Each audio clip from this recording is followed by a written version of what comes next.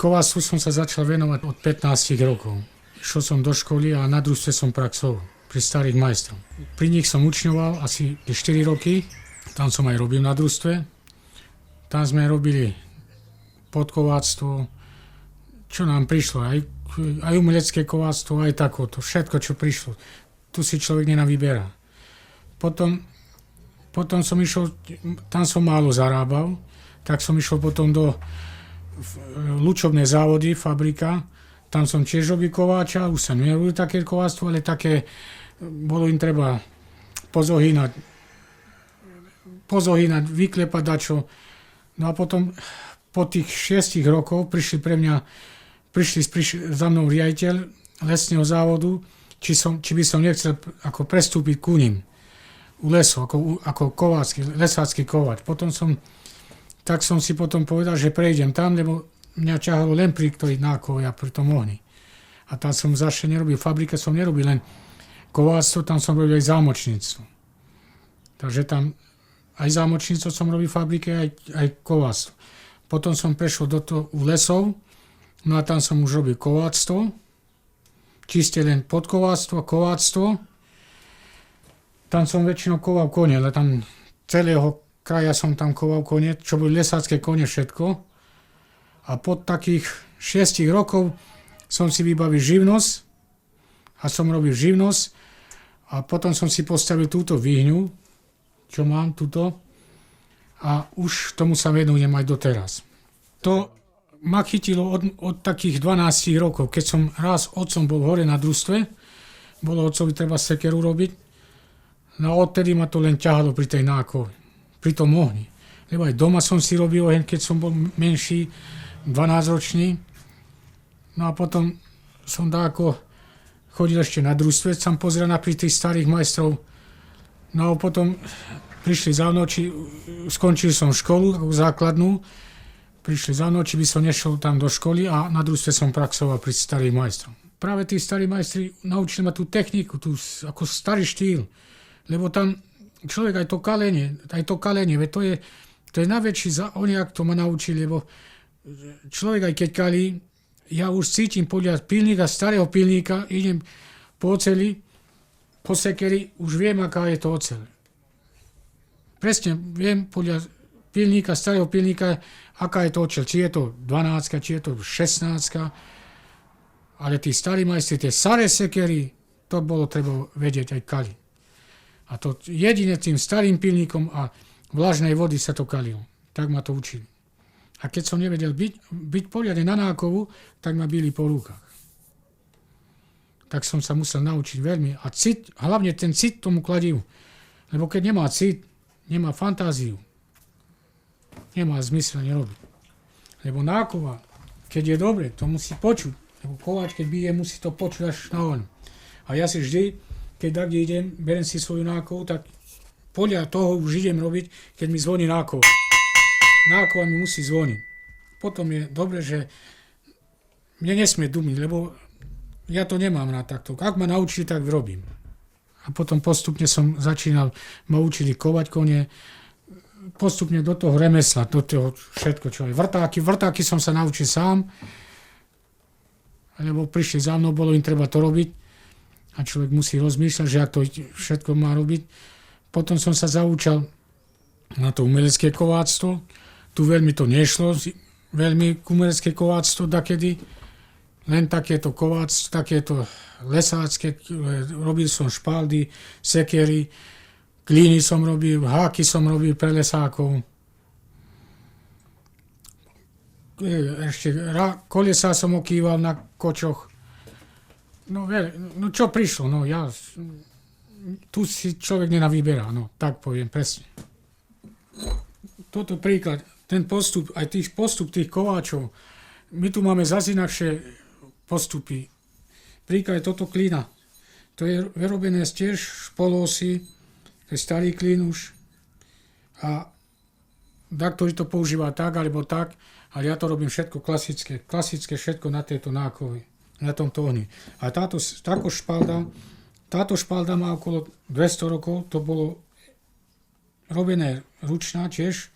Neviem, či to robili moji majstri ešte predtým. tá bola klasická kovaná špalda, zváraná v ohni. A potom túto špaldu som robil ja, tiež kovaná, to je ťažkého materiálu, lenže z materiál si vyberám, takže tam musí byť dobrá oceľ. A takéto sekerky mi nosia Rómovia, tak im to opravujem takéto, lebo to keby videli, tak to zahodia hneď. A ja tým to spravím to ako novo, no, lebo sú staré sekery a to škoda. To je dobrá oceľ. Nosia mi aj takéto sekerky a to tiež napravujem. Napravujem ich tak, že im spravím ako nové. No.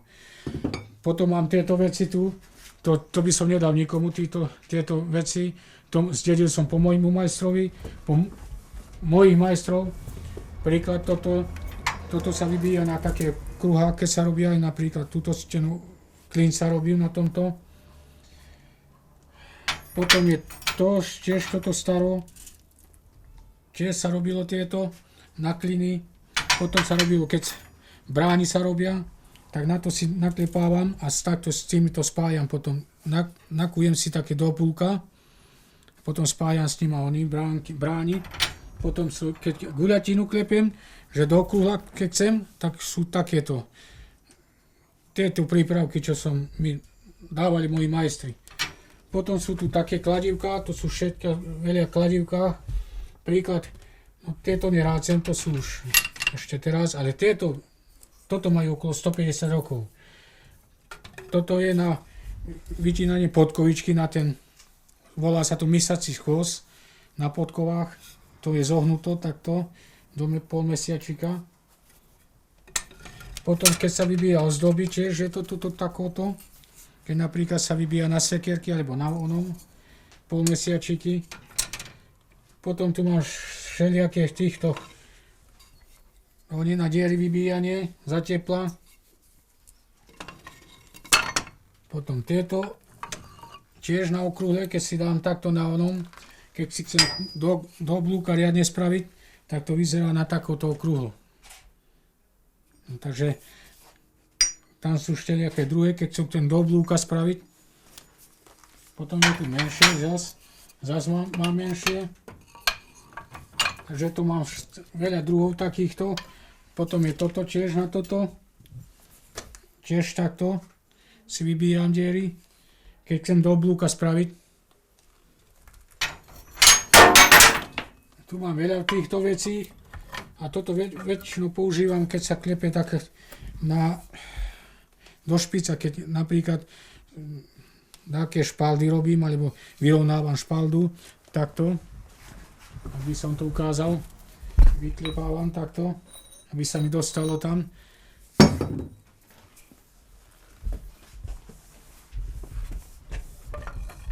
Takže tieto veci, to by som nedal za nič, lebo toto mám z pamiatky po môjmu. Už to chceli zobrať aj do múzea a nedal som, lebo tieto mám pamiatky po môjmu majstrovi. A to zdedia aj moji synovia. Takže to tak.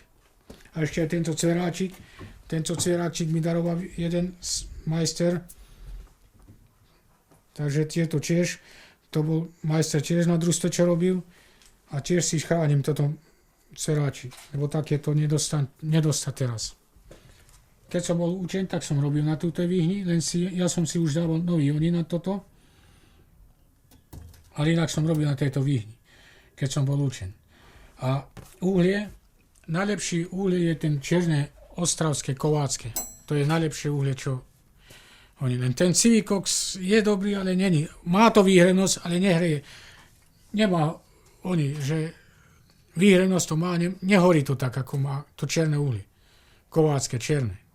To je ťažká robota, lebo aj s tým kladivom, nie je to veľkým kladivom, ale pri tom ohni, zvlášť pri tom ohni, to človeka tak vymorduje ten oheň, spotí sa celý a ešte pri tom treba byť. To je namáhavá robota. A mňa to bavilo, mňa to ťahlo ku tej nákoj, ku tej one všetko, ja už bez toho ohňa, bez toho všetkého nebudem. Mám síce teraz 52 rokov, a už to robím od 15 rokov, tak presne už viem, čo treba, ako treba, koľko mi treba zohriať materiál. To už presne aj moji synovia sa už do toho idú pokračovanie po mne. Moje rodiny boli len hudobníci. Všetko hudobný, otec hudobník, bratia hudobníci. Ja som jedine na to čierne remeslo sa dostal. A to ma baví aj doteraz. Môj otec nakedy aj sa aj potešil, keď som toto robil, lebo on ma aj učil fakticky hrať. Môj starý otec ma učil na husliach hrať. A to ma nebavilo. No a teraz to ma bavilo. Aj stará mama, keď bola ešte žila, tak ona ma podporila veľmi, stará mama. Tak odtedy ma to baví aj doteraz, furt. Tu v Rimavskej Sobote som jediný kováč na onom, ako Rom kováč. Ale zas príklad poviem, aj títo kováči, čo robia, tak to sú nikováči, čo si nevyrobí všetko sám na nákove. To je podľa mňa zvárač. Kováč má, keď je umelecký kováč, má si vyrobiť všetko na nákov a ohni. To je podľa mňa Nino kováč, čo si nevyrobí, to je zámočník alebo zvárač. Kováč je taký, čo si vyrobí, to ja schváľujem takýchto majstrov. No teraz som koval túto palicu, pastierskú palicu. Tiež som to koval, tu už mám fantáziu, alebo príklad takéto, si to aj kreslím, čo ma napadne. Tak to sú také svietníky. Svietníky, že na stenu sa spraví, to si nakreslím, keď dačo naspomínam, napadne ma v hlave, tak si to potom kreslím a potom podľa toho si robím. Ešte mám tu veľa vecí tu mám. Inak takéto veci som robil pre Úľu v Bratislave. To je ten kovaný baran. Takto. A príklad som si robil aj túto valašku. To sú tie zemianské palice. To som si tiež kreslil. Veľa druhov som si tu kreslil.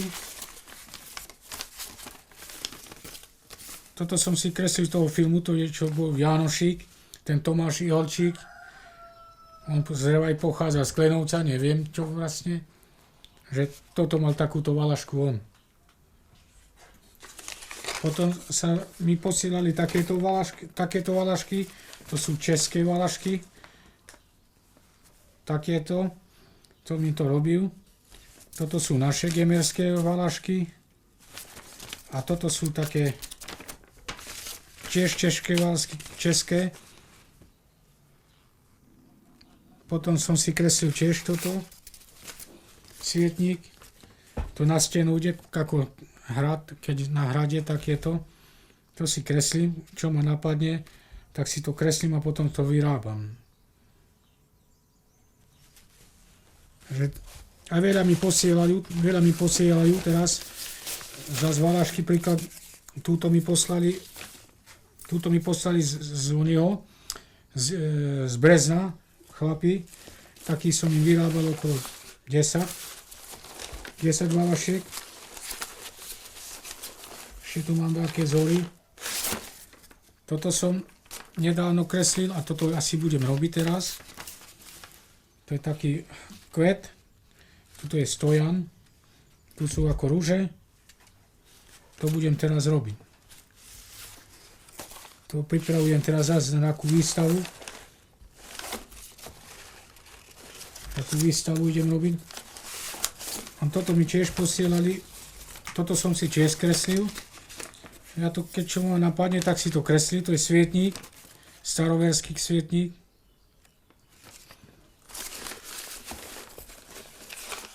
A takéto valašky tiež som koval. To mi posielali tiež okolo Bratislavy.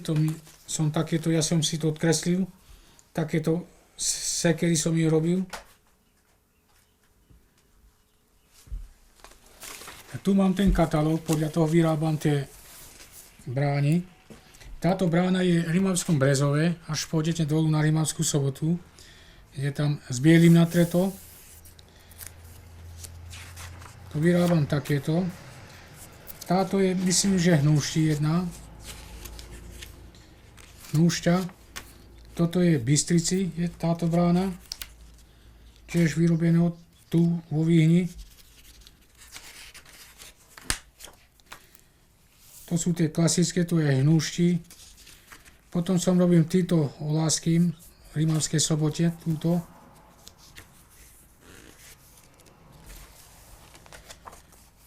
Táto je tiež v Klenovci, tu jednej, spravené brány. A táto je tiež hnúšti. Tieto tri. Takže vyrábam tiež brány a štýlom tako, starým oným štýlom, že tam nesmie byť zvárané. Čiste len kovaná, všetko kované. Lebo tieto one robím z takej štvorhan 40x40, tieto, a tuto len nitujem, takže to je ťažká brána inak, ale čiste len kovaná je. Táto brána okolo mesiac a pol, aj 2 mesiace trvá, kým to dám do poriadku. Lebo to je, ja sa s tým nesúrim, ja to robím pomaly, ale už spravím riadne. Potom sú zábradlie tu, čo som vyrábal.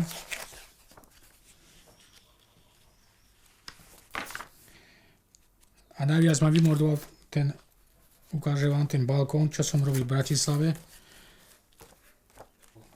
No tu, kým sa to dalo do vrchpundu, to sme sa natrápili. Ale sme to spravili. 2 mesiace roboty, kým sa vykovalo, čisté ten balkón. A to je zo 16 štvorhan urobené. No tieto nožnice som si robil sám. A tiež musí byť dobrá oceľ, to je asi 16 materiál, že si nájdem taký materiál, vyklepem a podľa toho si tvarujem tie nožnice. A keď musím si ešte potom dobre, aby mi to sedelo v ruke, nemôžem to všelijako robiť, potom to vytvarujem takto, ako je tu. A potom si to len vybrúsim tieto a potom mi to strihajú. Toto sa mi tiež kus podarilo, to som strihal. Raz som to robil a požičal si jeden na strihanie ovce, takže to ešte strihajú dobre tieto. Tak to som jednému robil, čo strihá ovce.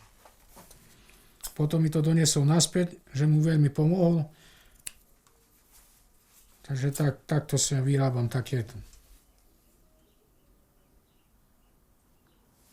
Za to sa dávalo tieto aby sa mu nezatiahli, aby mu nespravilo také plusgere na ruky.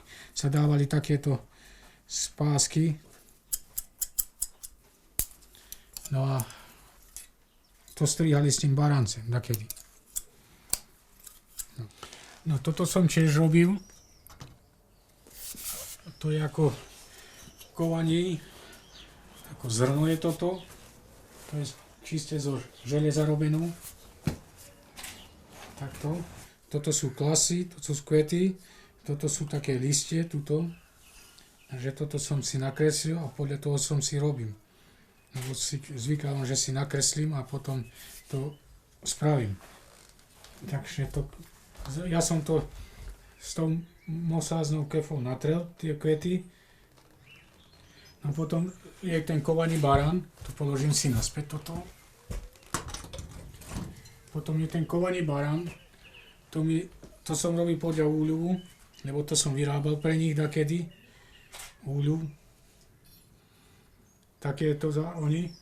No a Jánošíka som si kreslil sám podľa vlastného oneho som si to kreslil, aj tvár, všetko som vymyslel na to sám, tak som to kreslil a to je moja fantázia. Jánošík. To je Klenovský Jánošík. Panenku Máriu som si, to mi dala žena, aby som je to takže spravil. No to som nie že žena, ale baví ma takéto veci. Tak toto je z celého plecha, len postavu má onho riadne spravenú. A toto je z plechu robené všetko. aj vlasy som jej spravil. Takže takto som to vymyslel podľa toho. Ten kríž, to mám ja najviac, ten kríž ma zmordoval. To je 4 dní alebo 3 dní roboty na tom, kým som to dal do takého stavu, ako je. To je z pásoviny robené. Z pásoviny. Takže to som vyrobil tiež 3,5 dňa, kým som to zhotovil. Tak to bolo tiež dobrá makačka. Toto som stvoril za 3 hodiny. Za 3 hodiny vyrobené toto. To je svietnik. Toto mi poslal ten Šarkézy, tú onu. A to som urobil podľa toho. A toto som si tiež sám stvoril, nakreslil a tak som to robil podľa čo som si nakreslil a podľa toho som robil.